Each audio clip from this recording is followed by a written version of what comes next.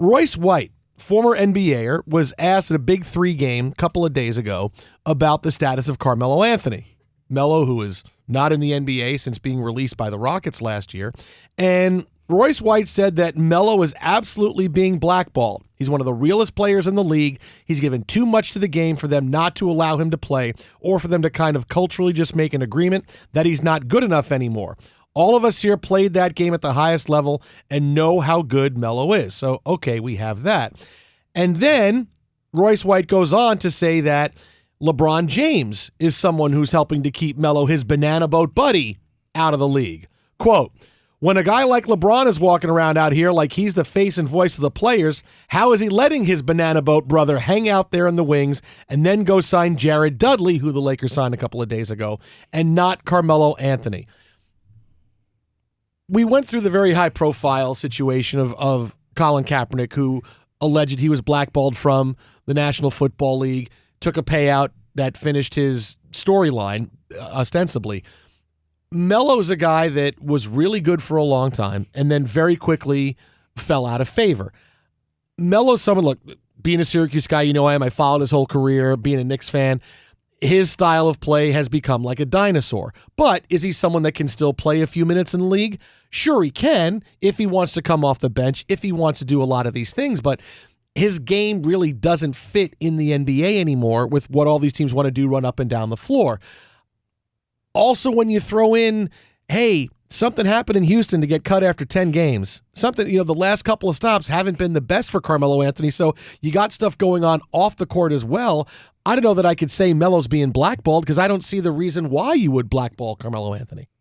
Well, one, I don't appreciate the praising the Syracuse guy and dissing the BC guy. When did I diss the BC guy? Not you. I'm saying Royce. Oh, okay. All right. Messing with my guy, Jared Dudley, man. Yeah. Well, Syracuse, we're a rivalry, man. We were a rivalry for a long time. Your school and my school. I know. I'll tell you about a Syracuse story after this. But oh boy. No, it's not bad. On the air or off the air? No, on air. It was bad for us. Okay. It's actually documented. It's on the whatever internet, football wise. Oh, okay. But no, he threw a lot of shade. Like keep calling him his banana boat buddy. Mm-hmm. At the end of the day, go back to the Houston thing. That was interesting. I actually saw the interview with Melo when he talked about Houston, how he got blindsided by it. It wasn't a matter of like something happened. He just felt like, he said, I thought I was doing everything I was supposed to do, and it just didn't work out. They just hit me up at the game. I think the night before a game at the hotel, they told him like, hey, you're not playing because it's not going to work out. But the biggest question, especially when it comes to Melo, is, right, phenomenal basketball player. Absolutely. But at the end of the day, does he help the team win? And that's just what it comes down to. Does he help? Is he going to help the team win it? As opposed to he's going to come in, give you, 25 points, 25, 5 and 5. He can do that in his sleep. But is it going to be a situational where he can help you? That's the question. So. It's hard. See, that's why I don't do stuff like that, like what Royce did. Like I don't come out there and just give my opinion about a strong opinion like that. If I had not spoken to, like, if he didn't talk to LeBron, like why even say that? Yeah, because he figures, well, you're friends, and how are you not looking out for him when you know he can play better? Your banana boat buddy, you're being blackballed. It's like, yo, if you haven't talked to him, like, why even say anything? That's how I feel about that. So, I think it's out of line, and especially when you challenge somebody like LeBron, who has been, he knows what he's doing. He knows what kind of team he wants around. You get Jared Dudley, an extremely high IQ guy in basketball, very well respected, and yeah, I'm not a fan of what happened there. I like to think that there's more into it. And whether it's Melo didn't fit or Melo something happened personally, because look, Melo's giving his side of the interview. He said, look, I was blindsided about it. But no matter, you can tell that Melo's near the end. And the end is coming a lot faster than people expect. And I think that's shocking to him as well. But he can still hoop. He can still hoop. Are you okay with coming off the bench and playing about 12 or 15 minutes a game. Right. Because your style of play, iso ball, hey, that's what the Rockets play. So you would think, okay, Melo's going to fit in here, and the fact he didn't after 10 games, that's every GM in the NBA goes, okay, if Melo didn't fit in Houston, was the one place where his style of play should go, then how is he going to do if I sign him and try to move? Okay, Melo's a non-starter, and he's crossed off a lot of lists. Right, exactly. Well, he has to accept that role, and it'll be a very important role because those type of minutes he'll get, he'll probably be against lesser, talented opponents. Where let's say, midway second quarter, okay, this is iso Melo time. Maybe early midway in the third quarter, where it's kind of the game is kind of at a standstill. Okay, Melo go in there and it's iso Melo time. Like, okay, we need a quick someone to get in a hot streak really quick to start scoring, and let that be his time. But he's not going to be a main piece. He has to just come to the point where he can accept the role and just understand like from here on out, it's about winning, especially at this point in his career. At this point in a lot of people's careers, like, okay, you achieved so much in terms of stardom, you achieved so much money. It's like now it should be all about championships. That's all it should be about. So what do I got to do now to solidify myself, my status, my career? Is to get a ring. That's what you got to do. So whatever it is that I have to do. Joining us now on the hotline is Dan Woike, national NBA reporter, insider for the LA Times, who, as I speak, is being airbrushed into the banana boat photo, replacing Carmelo Anthony. Dan, congratulations on that. Thank you very much. I, too, have a great set of braids, just like Carmelo did in college. So it's good. I feel good about it. Hey, guys, I want to play. You got cornrows? Yes, great cornrows. I saw Kawhi. I went to an event yesterday, and that's I think I've decided that's my favorite thing about Kawhi Leonard is his commitment to his cornrows. I saw him yesterday; they're impeccable, and he's the only dude who still has them, and no one can say anything about him having like this 10-year-old haircut because he's like just such a boss. Anyways, sorry. No, it's all good. Hey, so let me cross. Okay, gray cornrows, Dan Woike. Let me write that down. All right. So, hey, this whole thing with Melo and Royce White and that LeBron's allowing this to happen. Where are you on this? I mean, okay, let's back this all the way up. All right, like first of all, NBA expert Royce White to me, like this is one of these things, right? NBA players or basketball players in general have sort of an irrational sort of love for bucket getters. Okay, this isn't new. Where like there's a skill that people I think value more than anything else, and it's the ability to put the ball in the basket. And Carmelo Anthony, for a time in the NBA, was probably as good at that as anybody. I remember talking to guys like Grant Hill. This is 7-8 years ago, who would say that Carmelo was maybe the hardest guy to guard in the league, harder to guard than LeBron James. And I think there's a lot of respect for that.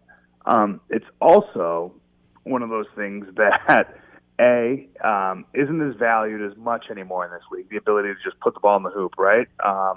In a time when you can shoot a bunch of 3-pointers, when you can get to the foul line, there are ways to score that don't require step backs, that don't require isos, that don't require one-on-one basketball. So what Carmelo Anthony does, supposedly what he's good at, isn't as valued right now. And then I think the second part of it is that are we even still sure he's good at that? And sort of I think there's nostalgia attached to players like Carmelo that guys in the league had a lot of respect for, guys around the league like Royce White had a lot of respect for. Is he being blackballed? Absolutely not. It's not a matter of being blackballed. There's a very short list of superstar players who've been able to transition into usable role players. Vince Carter's on it. There aren't a ton more. I think Carmelo's had 2 cracks at it. It hasn't worked out, and that's kind of where we are today. I don't think it's a matter of want to for Carmelo Anthony. I don't think that he doesn't want to help a team. I don't think that he doesn't want to come off the bench and give a team 12 good minutes a night. I just don't think he can. I think it's too hard of a role adjustment for someone like that. So I think that's kind of where I'm at on all of this. Yeah, it's funny because I see Melo in the same place, or I see Chris Paul in the same place where Melo was a year ago. Hey, you're almost done. You know, what you've been able to do your whole career, you're not able to do anymore. Whoa, really? Yeah, Chris Paul's getting close. No, Chris Paul's getting close. He's still playing at a high level. Absolutely not. Oh, he's not where it's at. Well, just not in the playoffs. But wow. you know, he's not where Melo is, where physically he can't do it. But he's close to getting to the bottom of that mountain. I wouldn't put that even in the same realm. And here's take this too, right, guys? Is that there are other things that Chris Paul does that can help you win basketball games, right? Other than kind of get to that right elbow and hit that jump shot like he could seemingly could do every possession when he was 22 years old, right? Like, this is still a guy who can run a team. This is still a guy who can create for others with like pinpoint passing, who competes defensively. Like, there's still things that Chris Paul does. What does Carmelo do for you other than kind of score? And it's sort of, again, that's easy to find right now. You can find guys that can come in and hit jumpers, can make spot up threes. I was covering the Clippers when they signed Paul Pierce, and this was supposed to be, a coup of a signing, right? Like, they've got this legend is coming to LA. He's going to get so many open shots. All he has to do is stand in the corner and make open threes. And he's Paul Pierce. He can do this, but his minutes were reduced. His touches were reduced. His rhythm was completely thrown off. And he never found it. And I think that is a way more common story than sort of the Vince Carter narrative where all you have to do is just accept your adjusted role, you know what I mean, and figure it out. Like, I think, Vince Carter is by far the anomaly, and Paul Pierce is way closer to being the rule when it comes to sort of aged superstars. Yeah, no, I agree, and that's been the deal with Melo is, okay, we understand that he's a phenomenal scorer and can do this and that, but will he help us win? Because at the end of the day, that's what it is now. And if I want to compare him to anybody, I can see him almost kind of a lesser Danny Green, if you will. Where you don't expect much, but he has a chance where, okay, if he gets hot, he can give you some points. He can shoot, from three. He can shoot the long 2-pointer. And I can see it like that, but it is going to be a situation where, and he almost in that interview when he exited Houston, he seemed like he's willing to do what it takes. Because he's at that point. He's at that point now because, he has lost a lot of chances. Yeah, I agree. I don't think it's, like I said, I don't think this is a matter of want to with Carmelo Anthony. And when you talk to people in Houston, when you even talk to people in Oklahoma City, it wasn't like this guy was a total cancer. That's not what people say. It's not a matter that I remember going to a preseason game in Houston last year to kind of get a look at the Rockets and to see kind of how Melo was going to fit. And I remember there being a possession where he was open on the three-point line. He waited. Defender kind of flew by. He pump faked. Carmelo loves to pump fake. And he took one dribble in and shot a 21-footer, for 2 points. And I remember seeing the look on Mike D'Antoni's face when he did it. And it wasn't a selfish play. It was just sort of the kind of play that he normally would make. And it's just not a good NBA play anymore. And it just didn't work. It didn't fit. And he never could really kind of carve out a spot for himself. I also kind of think, too, guys, that's a pretty easy system in a lot of ways to play in, right? It's like if you're an ISO player, there are challenges to playing with Chris Paul and James Harden. You got to wait around a lot to get the ball. That's the biggest, right? You have to be patient. But I think, when you get the ball, you can kind of do whatever you want. Like, that was sort of the idea, right, is that he's another guy who can break down defenses off the dribble. Turned out he wasn't able to do that as much anymore, and they moved on pretty quickly. I generally speaking, I think that, kind of you look around and he's in this weird spot because there's only a handful of teams where he would actually fit, right? And that's teams that are trying to compete to win. It doesn't make sense for a team like the Chicago Bulls, for instance, to sign Carmelo Anthony, right? Like that, so we can take out, 18 teams in the league right away where it makes no sense for him to play. So there's those handful of teams left where it's like, okay, and now again, is there any of those teams, does it make sense to have Carmelo shoot the ball 12 times on those teams? I don't think it does. And I think if he's not doing that, he's not helping you like Chris Paul does. He's not helping like Danny Green does on defense. and he's not the same kind of spot-up shooter either. He hasn't proven it. I think he's not helping you in the locker room or defensively with his versatility the way that even a guy like Jared Dudley, who was named kind of offhandedly here by Royce White in that interview. There's a reason why Jared Dudley keeps getting jobs. Right. And like there are things that are more important as you age sometimes than scoring the basketball. I think sometimes that's harder for players to understand. Right. National NBA reporter, insider for the LA Times, Dan Woike, our guest. Dan, I want to talk to you about your trip back to 2011 this week because Joakim Noah, Dwight Howard, and other players are auditioning for the Lakers. I think even Kareem is going to come in to see if he can still get it done. I mean, I know the reaction to, oh my God, Dwight Howard, really?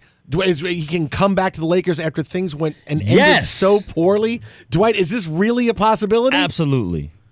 I think it is a possibility. I think that, but it's not a possibility born out of a desire for a reunion or a possibility born out of a desire for reconciliation. It's a rebirth. That is not what this is. This is, we've got a bunch of bad options right now, and let's try to find the best of those bad options.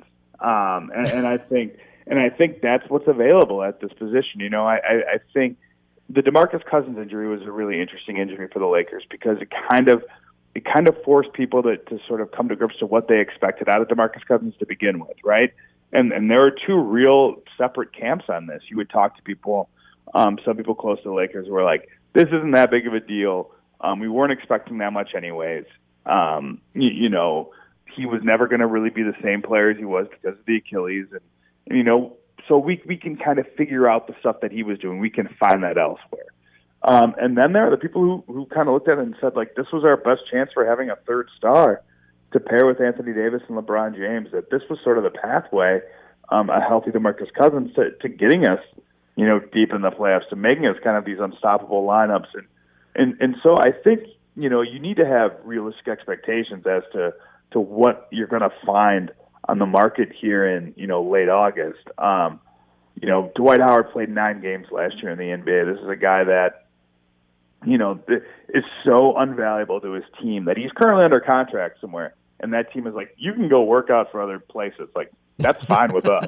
Like, that's unprecedented, right? Like, this does not happen. Like, oh yeah, go ahead, shop this up around. We can go see other people. That's fine. No I was saying, would you tell your wife, like, hey, go on the date? We'll see what happens. Like that to me is obviously a pretty telling thing.